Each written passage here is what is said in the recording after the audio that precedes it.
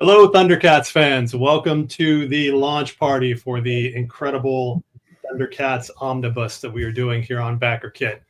I'm James KUHORIC, and with me is Alex DOMSKY, and we are excited to be here and talking to two awesome creators who are contributing to this fantastic project and who really have a lasting legacy with the Thundercats.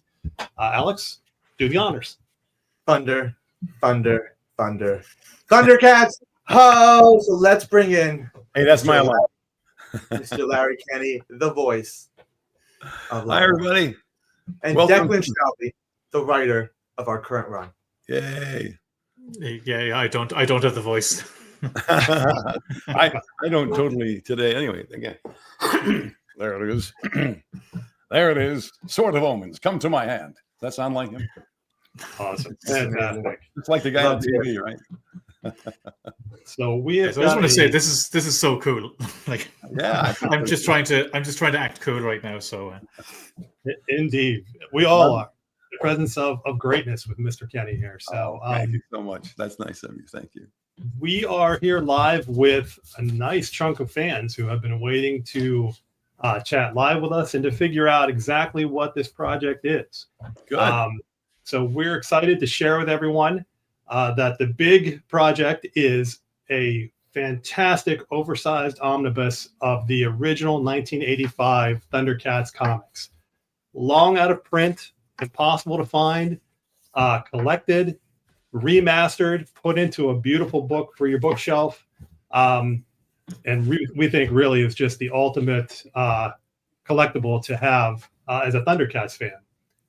The book is fabulous. It's 24 issues, just beautifully cleaned up for today's audience.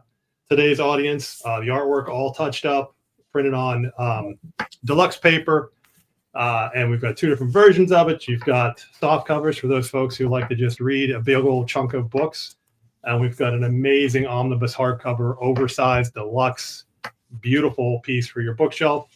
That comes in a couple different options, classic and a reimagining of the classic cover by the one and only Declan. So Wow. let's give the people that actually everyone wants to hear from a chance to talk and start with a couple of questions thrown to. sure, no problem. I'll take over. No. That would be you, Declan. That would be you. So, Well, Larry, you've been the iconic voice of Lion-O in the original Thundercats series.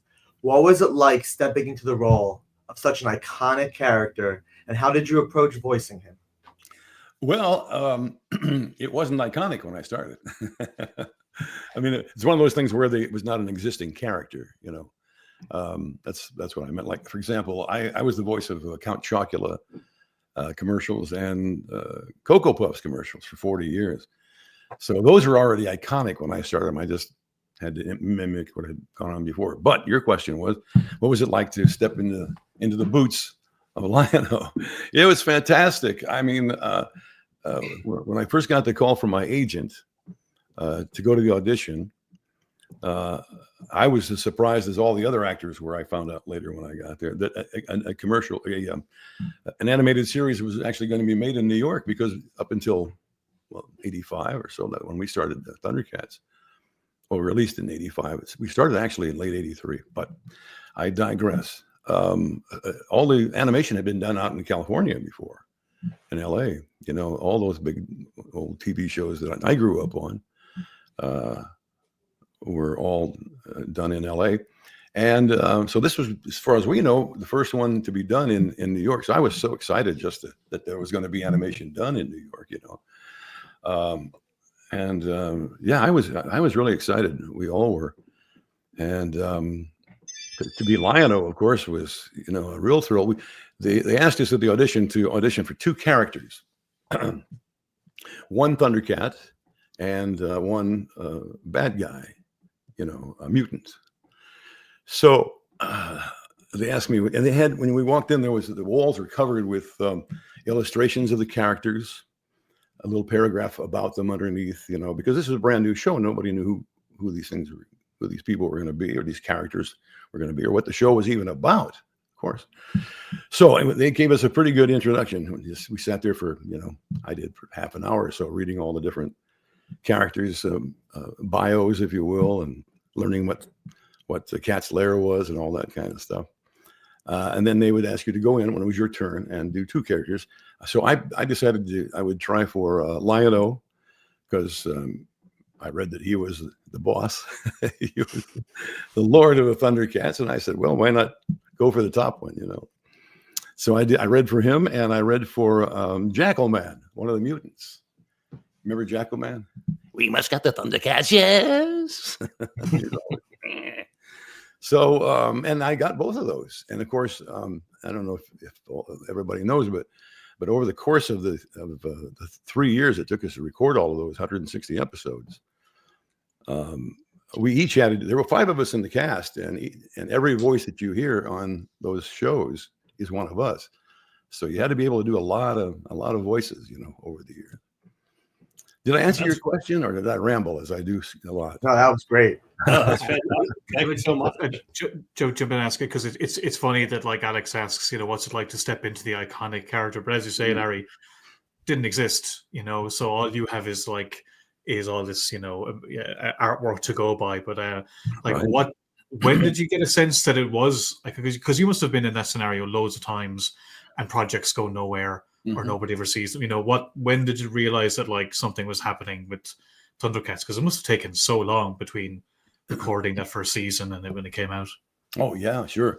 Well, we I can't remember exactly, but I think the first episode went on air 4 or 5 months after we had recorded Oh wow, that's pretty fast. Pretty quick, yeah. It may have been longer than that. I'm not sure, but yeah, you're right. You have to allow for, and then once you've started, once you've done the first 13 episodes, let's say that you normally do 13 episodes of any show to try to sell to a network, and then if the ratings are good and they like it, they'll buy another 13. Then comes a point where it's obvious the show is a big hit, and they might buy a whole year at a time. But once you started recording, you record an episode, and once you get, let's say, 10 or 11 of them done, or 13 usually, you have to take a long pause of months, because you have to allow the writers to write new stuff, and you have to allow the animators, of course, to do all that. Yeah, So, terrible strain on the animators' hands, as they say. Yeah, sure, because we do the voices first. A lot of people don't realize that. You I want record to point out that Thundercats need a long pause. What's that? I'm sorry. Here you go. So there, it takes a long time. Go ahead. No, I always wonder if I answered the last question. My mind goes in different directions, and sometimes people have to say, that's nice, Larry, but would you answer the question? No, you answered the question perfectly. Just want to take a quick shout out to Kenneth here, who is in the lobby watching.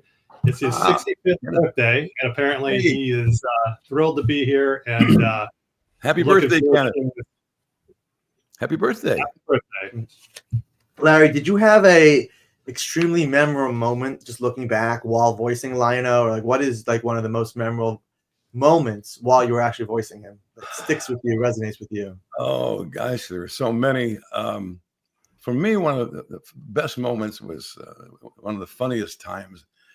Earl Hammond played Mum-Ra, and played him beautifully. And those of you who know the show, and I guess everybody here does, because he wouldn't be here if you didn't know Thundercats. Well, Earl was the main bad guy, and the funny thing is when you see Mum-Ra on camera, when he goes into the transformation between a mummy and this horrible being, and he starts talking, ancient spirit of evil, and he would go, transform, and the spit would come out of his mouth.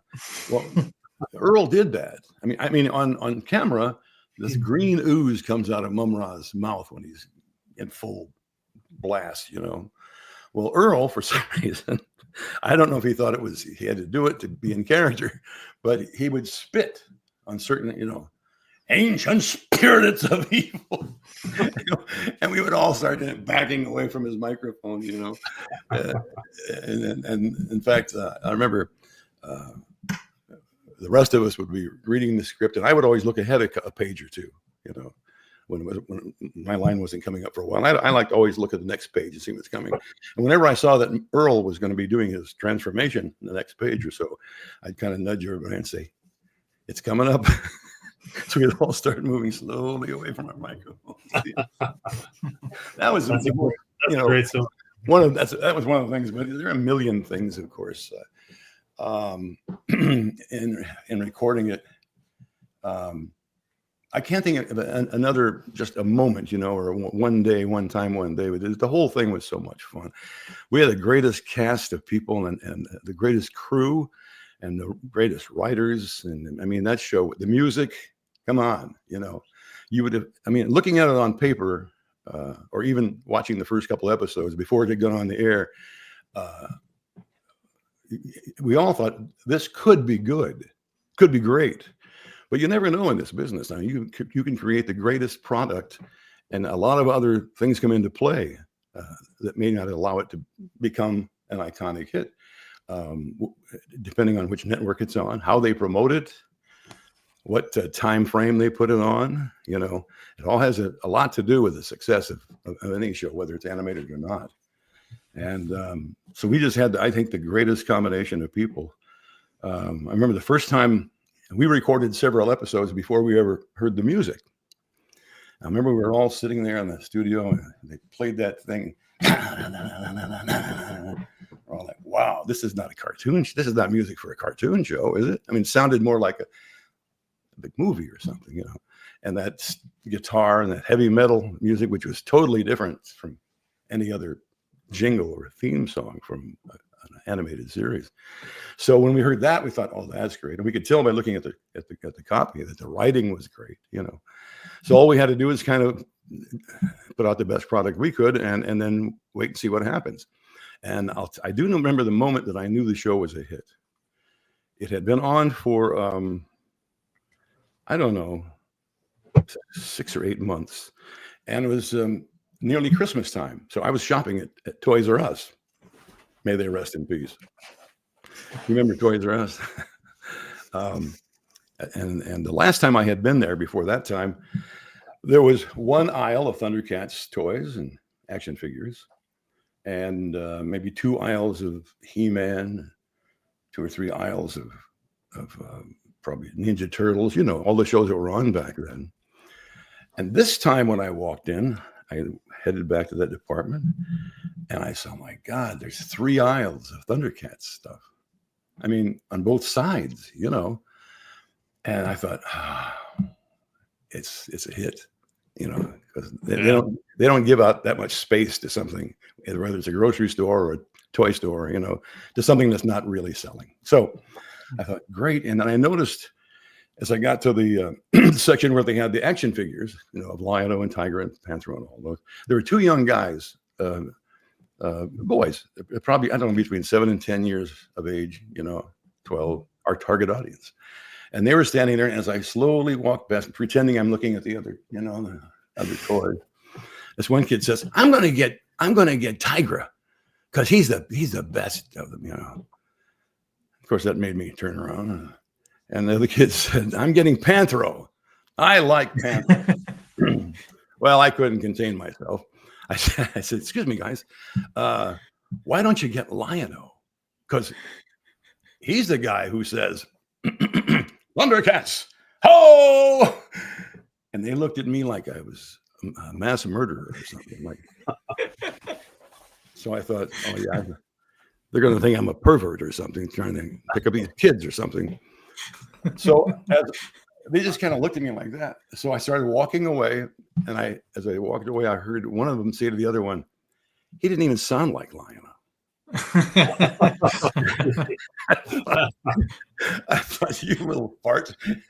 That's what you get for trying to get like adulation from kids. Completely backfires in your face. My fault. That's right. But I thought if he only knew, he'd probably poop his pants. You know. So That's amazing. But that must have been amazing because like there was no internet back then. There was no. You know, magazines took months for anything to. Yeah. You know, it wasn't. quick turnaround that there was like now, so it must have like, that was like half a year before you'd have any idea that it was even doing well, not to mention it was doing so well. Sure. Man. And it takes a while for you to be able to go around and say, I'm on Thundercats, because it hadn't been on yet. Really? That's nice. It's a television show? That's nice. Yeah. What's a Thundercat? A Thundercat. That's right. Larry, well, with the show focusing on the ensemble cast a lot, what do you think it is about Lion-O's leadership role that made him just such a standout character in the original series? I think the fact that he was, when the series began, he was only 7 years old, if you recall, in the very beginning. And then when they had to go to another planet, he was put in one of these capsules, and he didn't get any older. And so when he got bigger, yes, if you buy the premise, you buy the thing, okay. He didn't get any, he was still had a little boy's brain or thought process, even when he grew to be a man. That's why in the beginning episodes after he was grown up, he still was not sure of himself, He would say, Snarf, I don't know if I can be the Lord of the Thundercats. I mean, I don't know if I can handle it and all this. And then Snarf had to, talk to him, calm him down and everything like that. But I think that the fact that he came from that, if the show, when the show had begun, the very first episode, if he had been this big macho cartoon show hero, I don't know if he would have become that big. I think the public liked the fact that we watched him go from a kid who had to learn everything from everybody else and then assume the role of leadership and do it well. I think that's part of why people like it so much. Well, and I know nobody really cares what I think, but I mean that when I was brought on to write the new series, that was definitely one of the big things for me, because it's very hard to relate to somebody who's big and huge and powerful and heroic. What's really vulnerable about that character is that he is underneath it all a boy who's trying to figure out how to be grown up and how to lead a team. And for me, that was the thing that really kind of and that's got me in. Right, and that's who's watching, young kids, boys. They see somebody, they see themselves in that role. I think he's just they don't sit there and say it to themselves, but look what this kid can do. So I think that might be a big part of it. Absolutely. So for fans who are here for the classic stories that we're collecting, it's worth noting that we also earlier this year launched a new Thundercats series that Declan was just talking about. He's the writer. It's got some covers on it, and we have some options on the Backerkit project where you can obtain some back issues, some special issues. There's actually a couple of issues of the first series that Larry himself has exclusive editions on. And also he provides his autograph on. So we have a lot of great options, a lot of really interesting things. And Declan, I thought maybe you'd like to talk a little bit about the new run and about the story you're telling. Oh, well, yeah, I just jumped in there and did it anyway, didn't I? But no, I mean, I was the target audience for Thundercats when it came out. I'm in Ireland. It took a little bit longer to make it over here, but I was, I was just the right age. I think I'm young enough. I'm old enough to remember it, but young enough to I was quite young when it came out, and I just remember that title sequence and just blew my mind. And a certain voice who I can't remember who did it, but with that main character, whoever that was. No, it captured the imagination. And when I was asked if I wanted to write like a new series, I didn't want to just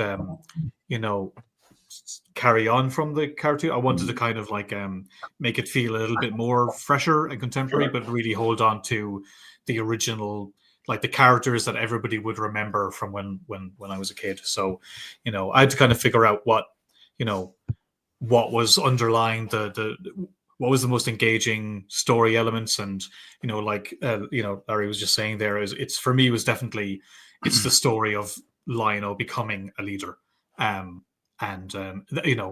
and when I kind of pitched Warner Brothers, it was all about the relationships. I mean, you always want to see people kick ass and fight the bad guys, and that's always great. But unless you care about the characters, it's not really going to matter. So for me, a lot of it was like, developing the relationships of, when the twins, Lionel was their age, and now that he's older, he's not playing with them anymore because he's got responsibilities. So there's tension there, and Panthro and Tiger would have been kind of like, mentors to him, but now he's there. Like, all with that action of him not growing up yet growing up, it just twists all the relationships. So I just always thought that was a good way to go in, and like Drew Moss just drawing the hell out of it, and I get to have my fun by doing covers as well. So it's just been a great experience. And we're like, I think I just wrote the 12th issue, so we're a year on the book now, and it's still a blast to try. And people do ask if I hear Larry's voice when I'm writing Lando, and the answer is 100% yes. Yeah, it booms between my ears. Well, from now on, when I read the comics, I'm going to picture you. Okay, fair enough. Yeah. By the way, why does he have an Irish accent? There's Drew. Just a quick shout out to Drew Moss, our wonderful artist who is the drawing of the current series. He just joined the chat. So what's up, Drew? It's been really great.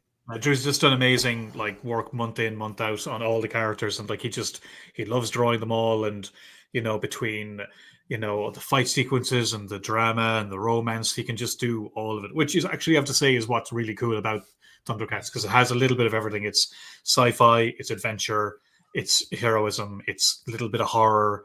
It's just got lots of different genres mixed in, which makes it very fun to, from my point of view anyway. I imagine it was the same with Larry. Like, there was just all the stories would just go everywhere every week. Sure. Yeah. Well, the new these new comics and the omnibus and everything are just beautiful. There are 8 or 10 different covers, aren't there? I'm sorry. There are different versions of each cover, as I recall from having seen. I've only seen a few of them, but it's just a really beautiful combination of. I can show you. I did a homage cover based on the original 80s book. I can show you here actually the actual artwork for it. Yeah. Oh wow, that's beautiful. You'll see the colors there, but yeah. That was very fun because we're doing a new version with Dynamite, myself and Drew. So it was I actually really did feel like a kid drawing this, because you forget, like, you watch TV and then you're drawing the characters in your sketchbook. So to actually draw the original ones was I'm 42 now, but I felt like I was 12 again.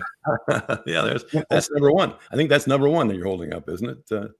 Guys? Yeah, and both these will be the covers of the main oversized deluxe omnibus hardcover that has all 24 issues. But there are 2 trade paperbacks in 12 issues each, and that features volume 1, which is issue number 2, and volume 2, which is issue number 17.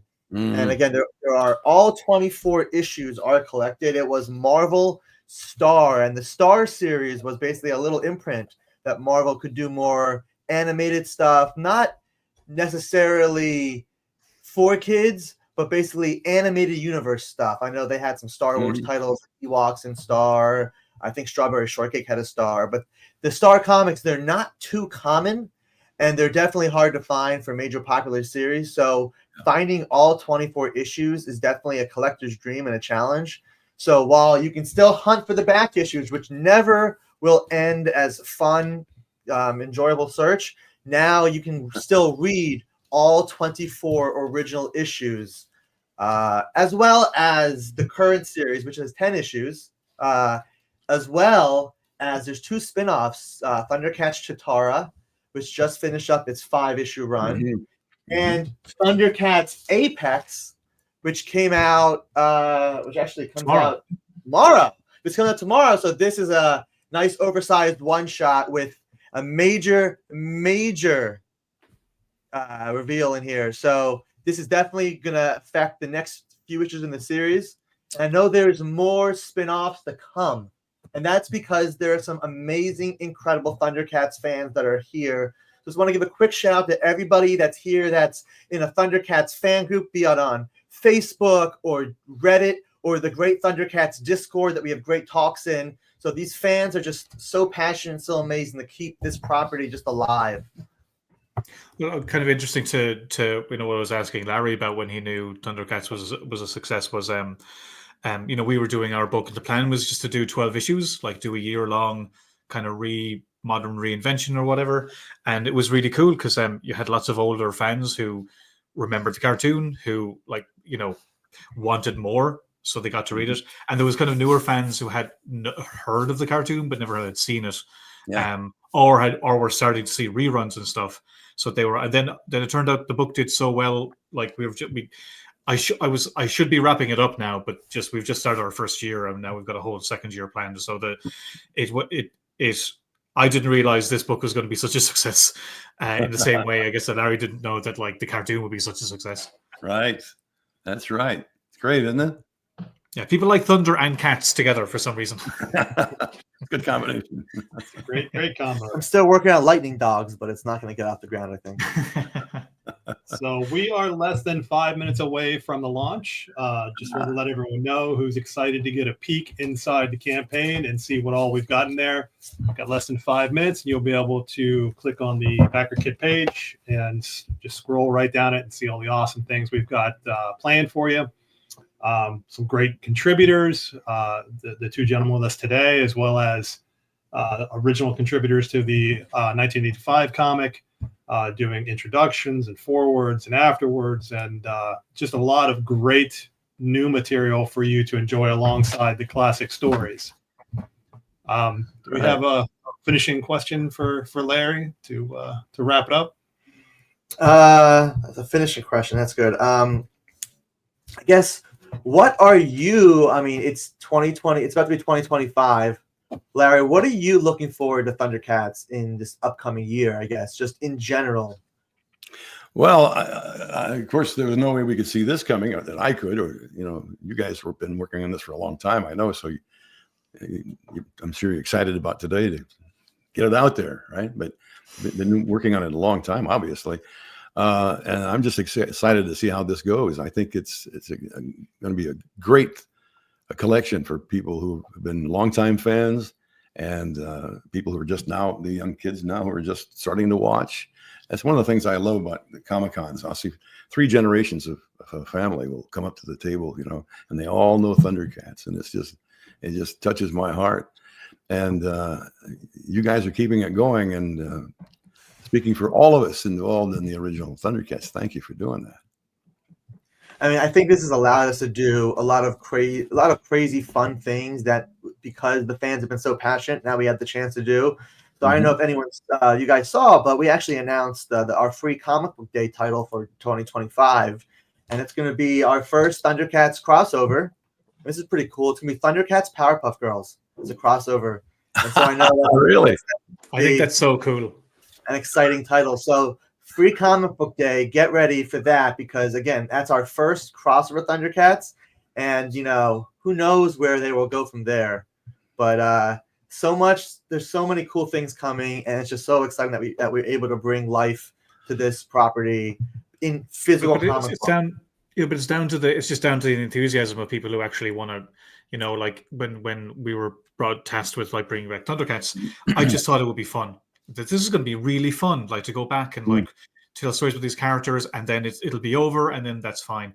But then just to see so much excitement for like, to bring them back, and then realizing there's so much stories where things can go, has been great. But it wouldn't be possible without like people actually wanting to pick up the stories and read them, And of course. I'm curious, what made you guys want to decide to bring out all these old the old Marvel comics? Like, was it seeing how well the new book was doing, and like it's a big endeavor to put it together.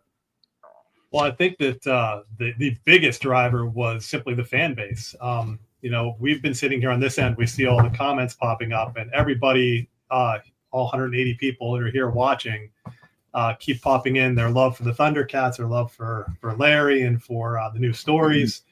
I think it just simply has to do with, the fan love for this particular property, for all of it, for the cartoon, for the comics, and being able to bring something back that people experienced as a kid, and they want to share with like Larry mentioned, new generations of of fans, their children, their children's children.